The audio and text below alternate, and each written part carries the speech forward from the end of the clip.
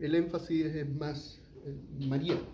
Y entonces, por eso inclusive hablan acerca del sufrimiento redentor de María. Pero bueno, ese es otro tema. El martes pasado alcanzamos a ver dos conceptos de lo que era el Evangelio. Y si bueno, subí a YouTube y a Face la clase del domingo pasado y se los compartí por el grupo de la iglesia de mensajería y por el WhatsApp. Y si no lo tienen, por favor me lo piden para que tengan la clase del domingo pasado, porque va a ser fundamental para entender todo lo que estamos hablando. Y decimos, como muy bien el hermano Joacín planteó al principio, que de acuerdo a la definición que yo tenga del Evangelio va a ser la definición que tenga del discipulado. Entonces, de acuerdo a la definición que yo tenga del Evangelio, va a ser la definición que yo tenga del discipulado. ¿Ya? ¿Qué significa ser discípulo? En ese sentido, si yo tengo una definición equivocada de lo que es el Evangelio, voy a tener una definición equivocada de lo que es ser discípulo. Y dijimos que la mayoría de nosotros, si no todos, aprendimos el Evangelio teniendo como centro la salvación, nuestra salvación. ¿Ya? Cristo murió por tus pecados y Cristo murió para que tú seas salvo. Y nos quedamos ahí, fuimos salvos, gloria a Dios, somos salvos. Y es cierto, somos salvos, ¿ya? Pero el centro del Evangelio no es nuestra salvación. La salvación nuestra es una consecuencia de lo que es el Evangelio. Pero el centro de lo que es el Evangelio, lo dijimos, es una persona. Y empezamos diciendo que esa persona es Cristo. Entonces, si es Cristo, dijimos que significaba ungido, y que si Cristo viene del griego, Cristo, el hebreo tiene una palabrita que es lo mismo que Cristo y que en nuestro español nosotros llamamos Mesías.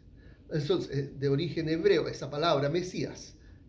Mesías, hebreo, Cristo, de origen griego, pero significan lo mismo. Y aquí vuelvo a decir, cuando tengo dos palabras que significan lo mismo y que derivan de dos idiomas diferentes, ¿Cristo de dónde viene? ¿De qué? Griego. Del griego. ¿Y de Mesías de dónde viene? Hebreo. Hebreo. Y estas dos palabras significan exactamente lo mismo. No son sinónimos, son homónimos. ¿Homónimos qué significa? Sinónimos significa que son parecidos, semejantes. Pero homónimo significa que tienen el mismo significado. Y que en esencia es que llamemos que Jesús es el Cristo, el Mesías. Y en esencia es el Rey. Enfatizamos esa palabra. Jesús, al decir que es el Cristo, estamos diciendo es el Rey. Entonces, la primera palabra clave de lo que es el Evangelio es que Jesús es el Cristo, el Rey. Y aquí tiene ya consecuencias que definamos de esa manera. A todo esto, este es un regalo de la señorita. Muchas gracias. Tiene ya consecuencias que asumamos que Jesús es el Rey, porque si es Señor, soberano, entonces yo soy su súbdito, o lo voy a decir, siervo. Pero más cerca de esa palabra siervo debiera ser esclavo. ¿Por qué no se usó la palabra siervo en nuestra traducción? Ok, yo no soy como... Voy a usar esta mala palabra. Papá, no uses esa mala palabra, me dice mi hijo. Yo no soy como esos negros que cosechan allá el azúcar, el algodón. Yo no soy como ellos. Así que, ¿cómo llamarme a mí mismo esclavo? No, voy a poner como esos siervos que sirven en la casa del Señor. No. El sentido original de la palabra es que yo soy un esclavo. Y lo que pasa es que estos europeos, que eran nuestros padres, porque nosotros somos mitad europeos y mitad indígenas, ¿ya? Algunos se nos nota mal lo indígena que somos, otros se nos nota mal lo europeo que somos. Hay cosas de vernos en el espejo. Bueno, no importa, pero somos mitad europeos y somos hijos de esos asesinos. Y somos mitad indios y somos hijos de estos otros asesinos. ¿Ya? Y por la misericordia de Dios, ahora hemos sido rescatados por su gracia. Amén. Y nos ha transformado. O sea, lo que estoy diciendo, que los indígenas de acá eran tan malos como los europeos de allá. Y esos dos grupos eran nuestros padres, ¿ya? Que se manifestó la maldad de diferente manera. Dios tuvo misericordia de nosotros y nos rescató. Bueno, vuelvo a nuestro tema. Nosotros somos esclavos. Cuando decimos que Él es el Cristo, estamos diciendo que Él es el Rey. Entonces nosotros somos esclavos y súbditos de este Rey. ¿Quién es nuestro Rey? Jesús, el Mesías. Entonces nosotros somos seguidores. Nosotros seguimos a Jesús. ¿Ya? Y aquí lo que estoy definiendo, si se dan cuenta, si definí el Evangelio acá, lo que estoy diciendo acá es cómo ha de ser, ha de asumirme como discípulo, el discipulado. ¿Ya? Tú has creído en Jesús el Mesías, el que murió por tus pecados y que resucitó conforme a las Escrituras. En ese tú creíste, el Cristo. Tú eres entonces un seguidor de Cristo. ¿Qué es Cristo? Cristo no es un nombre, es un título. Jesús es el Rey, ¿ya? Pero además ese título encierra el concepto de sumo sacerdote, que es por el cual nosotros llegamos al Padre, y además el concepto de el profeta. No es un profeta, no es un rey, no es un sacerdote, es el rey, el profeta, el sumo sacerdote. Pero hoy día nos estamos centrando en que Él es el Rey y nosotros somos sus siervos, sus esclavos, sus súbditos. Y nosotros somos seguidores de este Cristo. Eso significa ser cristiano, ser seguidor. Entonces, si yo me tomo un café, aún el tomarme el café debe reflejar que yo soy seguidor de Cristo. Amén. Haga lo que haga. Así puedo contextualizar, ¿no? Sí. Entonces, inclusive, los conflictos que tenga con mi esposa, o que mi esposa tenga conmigo, los conflictos que yo tenga con la vida, siempre he de preguntarme, Señor, ¿qué me quieres enseñar en esto? ¿Ya? Y no empezar a pegarle al cactus, ¿ya? Porque si le pego al cactus, ¿qué va a pasar con mis manos? Entonces es preguntarle al Señor, Señor, ¿qué quieres? ¿Qué estás enseñándome? ¿De qué manera estás moldeándome? Porque tú eres mi rey y yo soy tu seguidor. ¿Cómo he de enfrentar esta situación juntos? La semana atendí a una señora de Chile sobre una situación que ella estaba viviendo y me dice, yo estaba pensando que Dios estaba enojado conmigo. Y yo le digo, ¿sabes qué? Dios se define a sí mismo respecto al enojo como tardo para la ira. ¿No es un Dios enojón? Entonces, tú te puedes, y aquí no se vayan a aprovechar, ¿sí? ¿No? Tú te puedes equivocar 1, 2, 3, 4, 5, 100 veces y Dios ya no está enojado contigo. Lo que tú pasa contigo es que tú no estás disfrutando el Dios de amor y de paciencia, de misericordia y de compasión que es tu Dios. Y tú mismo te estás dañando y tú mismo estás viviendo después las consecuencias de tus actos.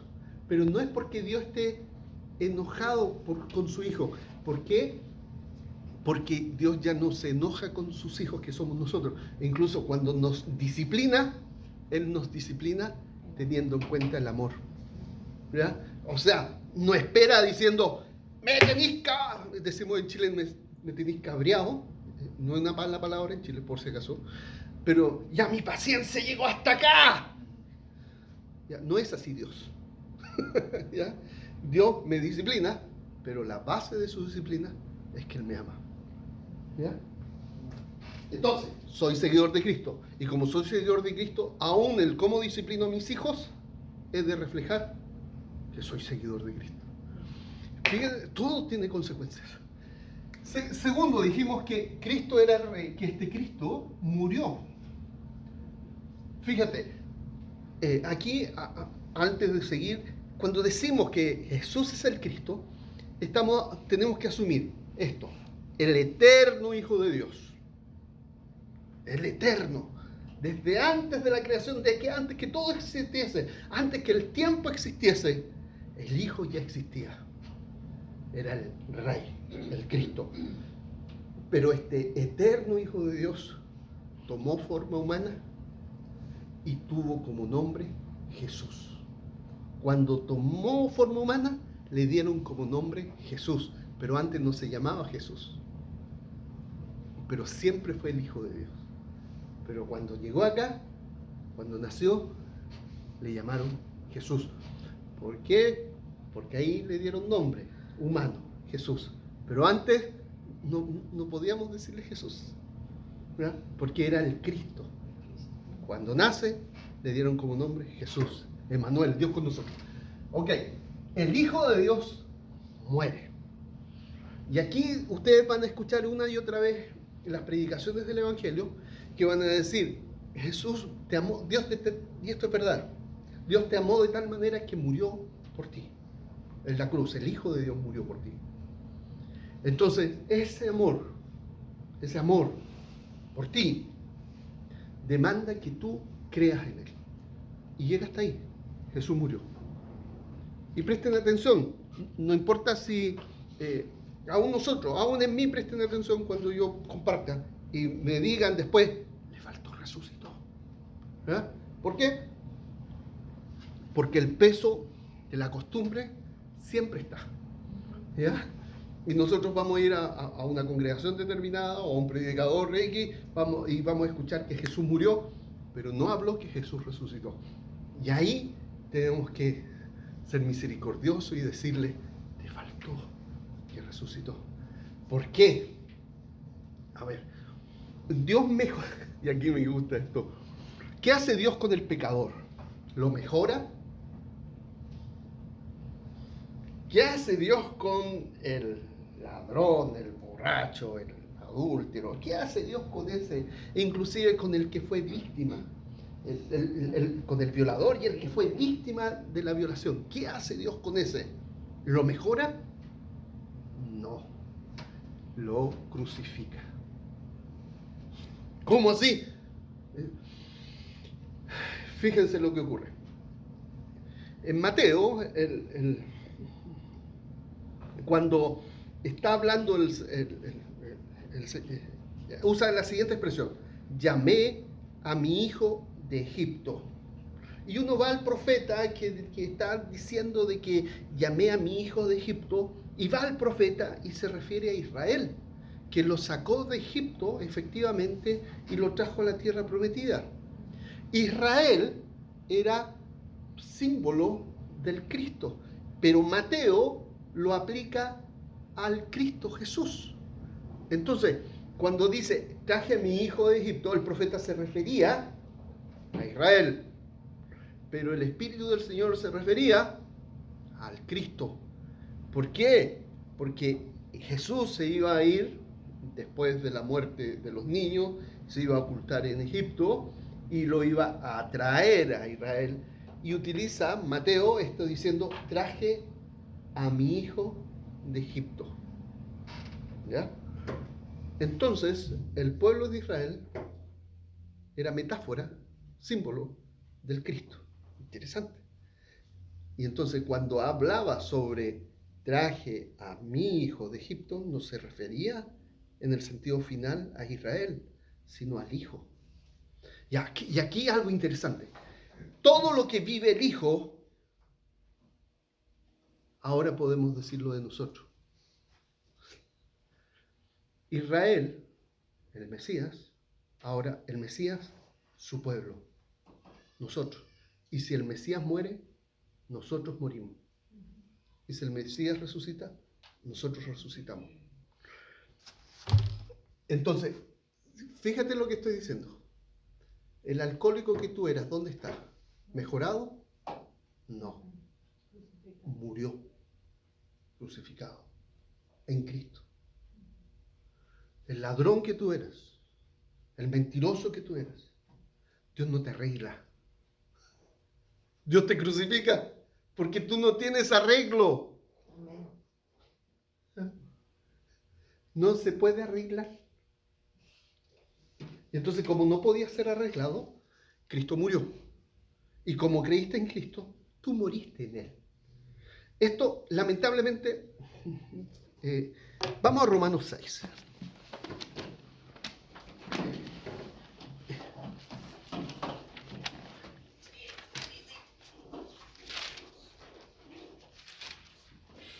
¿Cuánto nos queda? Ya, nos queda. No nos queda. Este versículo, desde que yo era niño, lo escucho cada vez que se bautiza alguien. ¿Ya?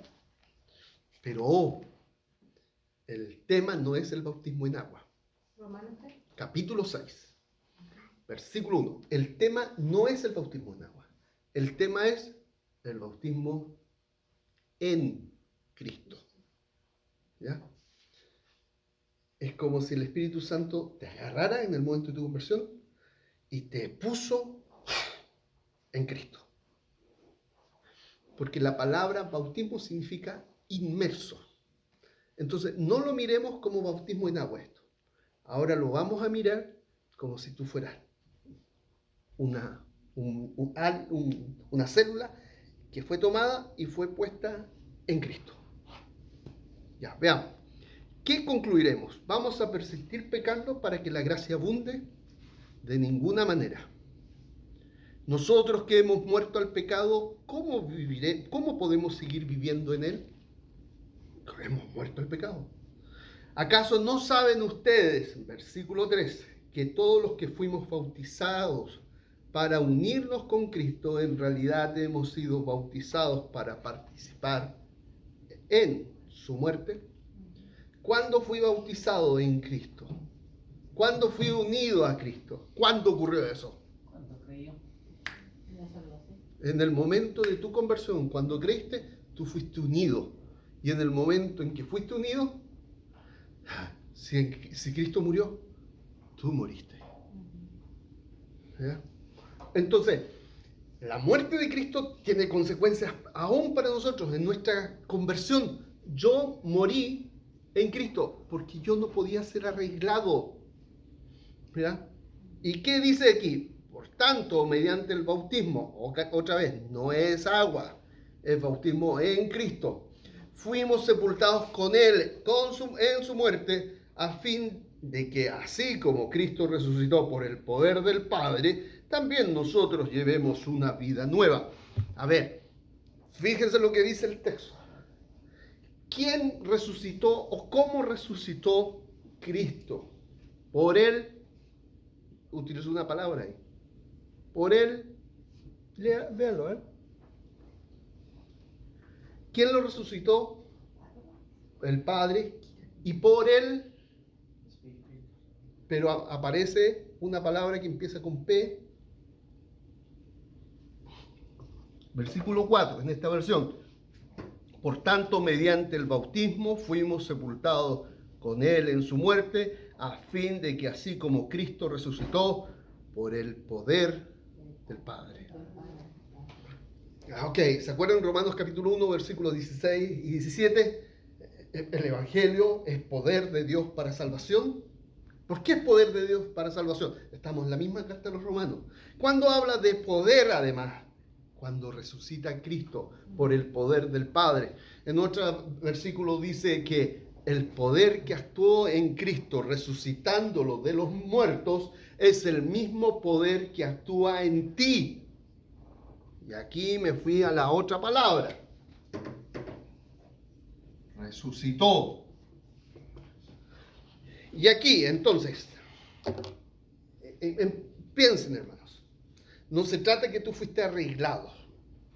E inclusive van a escuchar, yo escuché desde niño, que todos los actos justos de Cristo aquí en la tierra se te imputaron a tu favor, la doctrina de la imputación. Y acá yo estoy planteando otra cosa. ¿Ya? No hay nada imputado. Lo que hay es un pecador, un bandido, un ladrón, un merecedor del infierno, como tú y como yo, que fue puesto en la cruz. Y como Cristo murió, tú moriste. Pero como Cristo resucitó, tú resucitaste. ¿Qué obtienes ahí? Una nueva creación. ¿Y cómo es la resurrección que tú tuviste? El poder que actuó en Cristo resucitándolo de los muertos es el mismo poder que tú y que actúa en ti. Y no puedes decir, es que yo no puedo dejar de hacer esto. ¿Por qué? Porque el poder que actúa en ti es el poder de la resurrección.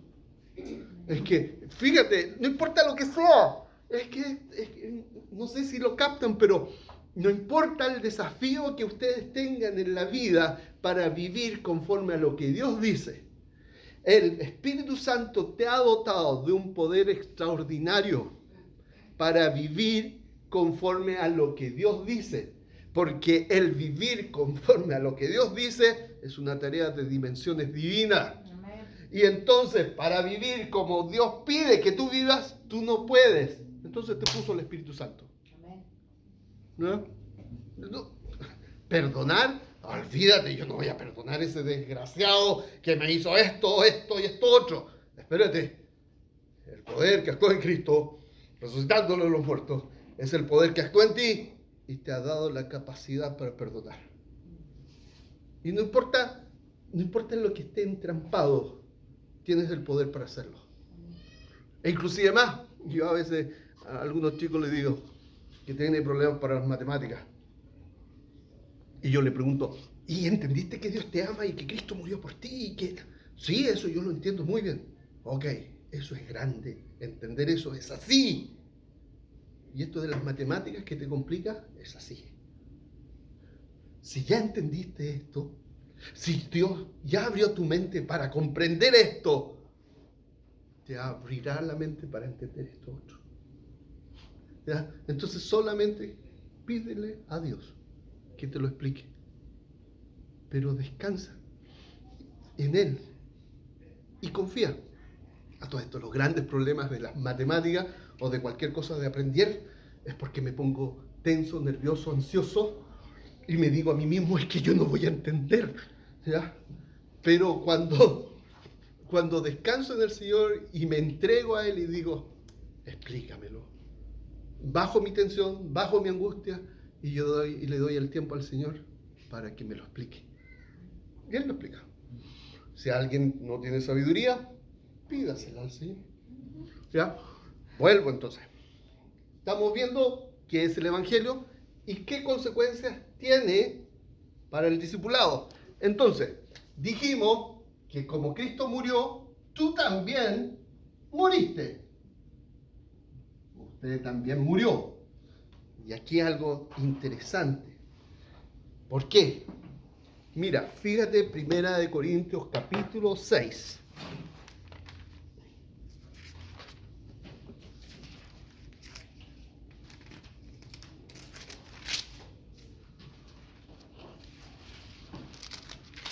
Primera de Corintios capítulo 6, versículo 11. Y fíjese el tiempo verbal del verbo ser. Y las primeras 5 de esta versión, las primeras 4 palabras, 5, 6, tiempo verbal del verbo ser. Y eso eran algunos de ustedes. Está en pasado, presente o futuro. Entonces, ¿ya no soy lo que yo era? ¿Ya no soy lo que yo era? No, porque yo era y ahora ya no soy lo que yo era. Y aquí es importante entender esto, que esta carne, esto, ¿ya? Tiene memoria. Esto, ¿ya? O sea, no es solo el hardware, sino también el software. Todo junto, integrado. Cuando pensamos, cuando razonamos, no pensamos como en algo fuera de la carne. Nuestros pensamientos son redes de células en nuestro cerebro, redes neuronales que se llaman, que se conectan y mandan información y neurotransmisores, y son conexiones neuronales. Voy a cerrar esto. Y son conexiones neuronales. Entonces nosotros pensamos desde la carne. ¿Ya? Ok. Y viene el Espíritu del Señor y nos da esto que viene de Él y que no fue generado por la carne, sino que es Él y que viene aquí a hacer algo y empieza una nueva creación y unas nuevas redes neuronales en mi cerebro, y empiezo a pensar de cuán fiel es mi Dios y cuán grande es Él, y digo, wow, y Él empieza a conquistar todo mi ser.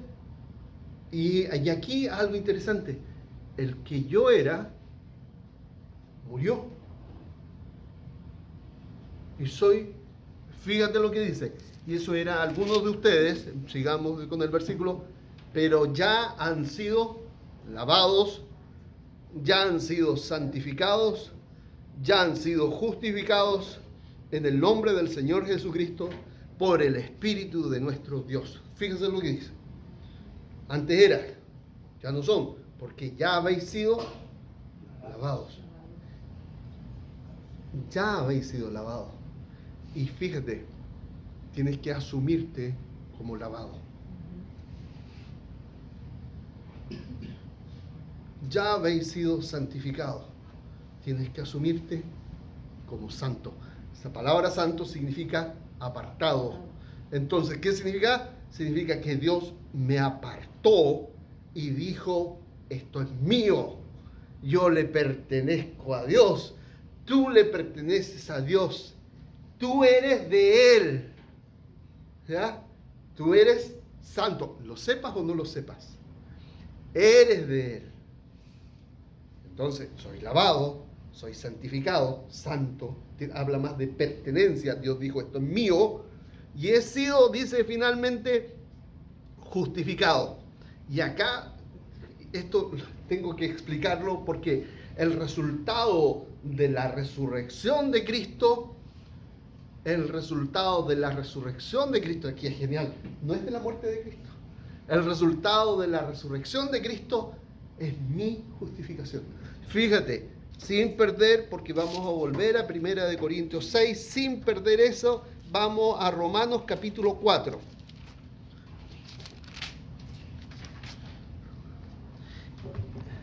Fíjate lo que dice el 25. Él fue entregado a la muerte por nuestros pecados y resucitó para... Ok.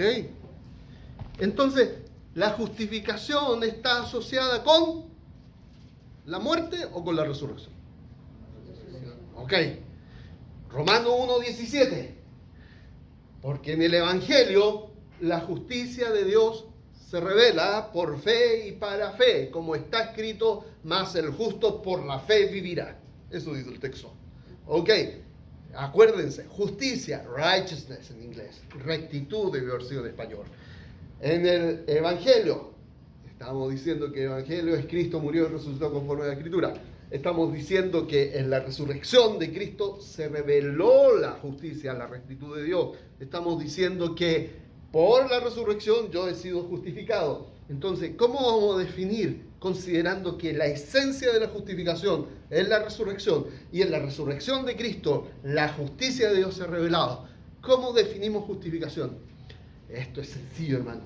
Pensemos la justicia de Dios como si fuera una capa. Entonces nos envuelve con su capa, pero no justicia como venganza, como castigo, sino como fidelidad de Dios a sus promesas, la coherencia de Dios entre sus dichos y sus actos, la rectitud de Dios. Él ha dicho y ha actuado conforme a lo dicho. Y eso lo vemos en la resurrección. Y entonces, cuando entendemos que la rectitud de Dios, la justicia de Dios, es la coherencia de Dios entre sus dichos y sus actos, puedo decir, yo he sido cubierto por su fidelidad. Su rectitud me ha cubierto y me ha declarado justo. Y eso es justificar. Declarar justo en base a la justicia que se posee. ¿Y qué justicia yo poseo? La de Dios. ¿No? Y aquí el énfasis. ¿Qué justicia es la que poseo? La del trino Dios. Nos enseñaron que la justicia que poseemos es la de Cristo. Pero no dice la justicia de Cristo. Dice siempre la justicia de Dios. Y si tú lees cada versículo que aparece en el Nuevo Testamento, vas a encontrar la justicia de Dios. E inclusive cuando habla sobre que Cristo, se me fue, Cristo ha sido constituido pecado para que nosotros fuésemos hechos justicia de Dios en Él. Pero ya ahí habla justicia de Cristo, no, otra vez habla su justicia de Dios. ¿Ya? Siempre es Dios, justicia de Dios, siempre. Entonces, ¿qué justicia que tú tienes? Hemos definido justicia, la rectitud, como la fidelidad de Dios a su promesa, por amor de su nombre, para su gloria, la coherencia entre sus dichos y sus actos, la fidelidad de Dios a su palabra. Dios ha sido fiel. Entonces, ¿qué es lo que tú tienes? Es la justicia de Dios. ¿Por qué? Por la resurrección. Quizás demasiada información, pero está en el video. ¿Ya? La esencia es esto. Cristo es mi rey. Si Cristo murió, yo morí. Y si Cristo resucitó, yo resucité. Y como yo resucité, soy santificado, salvado, lavado y justificado. La resurrección de Cristo es mi resurrección. Entonces la justicia de Dios es mi justicia por gracia. Y ahora fíjense, vamos a 1 Corintios 6. Yo cuando era adolescente me buscaba aquí en la lista. Con el tiempo aprendí que no, ya no era. No llegaba hasta el versículo donde leímos y esto erais. ¿Ya? Fíjate, ¿no saben que los malvados no heredarán el reino de Dios? Está claro, los malvados no son herederos. No se dejen engañar, ni los fornicarios, ni los idólatras, ni los adúlteros, ni los sodomitas, ni los pervertidos sexuales, ni los ladrones, ni los borrachos, ni los calumniadores, ni los estafadores. ¿Y sabes qué? Si no tienes a Cristo, tú estás en la lista. Pero si tienes a Cristo, tú estás en la cruz. Estás muerto.